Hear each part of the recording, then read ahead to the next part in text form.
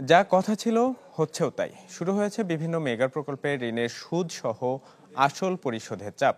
গেল 15 বছরে নেয় এসব প্রকল্পের জন্য প্রথম 3 মাসে পরিশোধ করতে হয়েছে $128 কোটি, যার বিপরীতে ঋণ ও অনুদান এসেছে $115 কোটি, অর্থাৎ যা এসেছে তার চেয়ে বেশি ব্যয় গেছে ঋণের দায় পরিশোধে। তাই অর্থের ব্যবহারে বাড়তি সতর্কতার গুরুত্ব দিচ্ছেন বিশ্লেষকরা। রাজধানী বুক চিরে ছুটে চলছে মেট্রো রেল।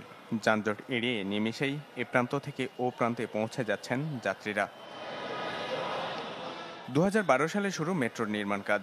শেষ করতে লাগে 1 দশক। প্রকল্পের মোট খরচের প্রায় 59% যোগান জাপানি উন্নয়ন সংস্থা জাইকার। টাকার অঙ্কে এ ঋণ 19,700 কোটি টাকার বেশি। 10 বছরের গ্রেস পিরিয়ড শেষে 2023 সাল থেকে বছরে শোধ করতে হচ্ছে 75 কোটি টাকা।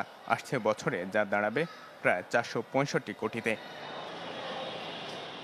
মেট্রো রেলের মতো গেল 1.5 দশকের আরও কিছু প্রকল্পে শুরু হয়েছে সুদে আসলে পরিশোধের চাপ। তা যেন ঋণের টাকায় ঋণ পরিশোধ। অর্থনৈতিক সম্পর্ক বিভাগ ইআরডি জানায়, চলতি অর্থ বছরের প্রথম 3 মাসে উন্নয়ন সহযোগিতা হিসেবে পাওয়া গেছে প্রায় $115 কোটি। আর একই সময়ে আগের ঋণের সুদ ও আসল পরিশোধ করতে হয়েছে প্রায় $128 কোটি, অর্থাৎ যা পাওয়া গেছে তার চেয়ে বেশি গেছে দেনা পরিশোধে। প্রজেক্ট বাস্তবায়নের ক্ষেত্রে আমরা দেখেছি যে অনেক সময় এটাকে ওভার কস্ট করা হয়েছে, ওভার এস্টিমেট করা হয়েছে।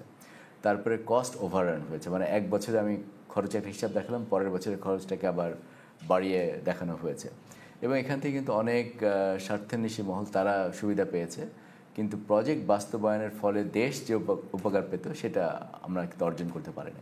বিদেশি ঋণের বোঝা বাড়ছে এই কারণে যে আমাদেরকে ঋণ গ্রহণ করতে হচ্ছে। ঋণ গ্রহণ করতে হচ্ছে এই কারণে যে আমরা যেটা পর্যাপ্ত সঞ্চয় আমরা করতে পারছি না।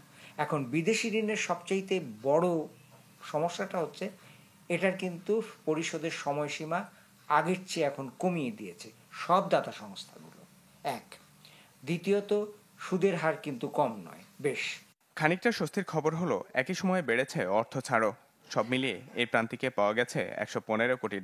গেল অর্থ বছরের একই সময়ের তুলনায় যা বেড়েছে $25 কোটি। মাসে বলা হচ্ছে যে আমাদের বৈদেশিক মুদ্রার যে মজুদ সেটা বেড়ে গেছে, পরের মাসেই দেখা যাচ্ছে যে ঋণ পরিশোধের জন্য সেটা কমে এসছে। তো তার ফলে এইটা যদি অবস্থা হয় তাহলে বিদেশি ঋণের যে বোঝাটা আসল ফেরত দেওয়া এবং সুদ ফেরত দেওয়া সেটা একটা বড় সমস্যা। আরেকটা সমস্যা যেটা নিয়ে আমরা এখনো চিন্তা করি না, এই বিদেশি ঋণের বোঝা কিন্তু আন্তঃপ্রজন্মের উপরে পড়বে। যেহেতু প্রজেক্টগুলোকে ইমপ্লিমেন্ট করতে সরকারের লোন নিতে হয়, সেটা বিদেশি ঋণ আছে, আবার দেশের আভ্যন্তরীণ ব্যবস্থা থেকে কিন্তু সরকার অনেক ঋণ নেয়। যেহেতু প্রজেক্ট ইমপ্লিমেন্টেশন আমার ভালো হয় না, কাজে আবার ঋণের বোঝা কিন্তু অনেক বেড়েছে, কাজে সরকারকে এখন অতিরিক্ত সুদ দিতে হচ্ছে। সব কিছু মিলিয়ে দেশের উপরে একটা বড় মাত্রায় কিন্তু একটা চাপ পড়েছে। জুলাই থেকে সেপ্টেম্বর পর্যন্ত বিদেশি ঋণের প্রতিশ্রুতি মিলেছে $91 কোটি। আগেরবার একই সময়ে যার পরিমাণ ছিল মাত্র $2.25 কোটি। ইমদাদ হক, চ্যানেল 24, ঢাকা।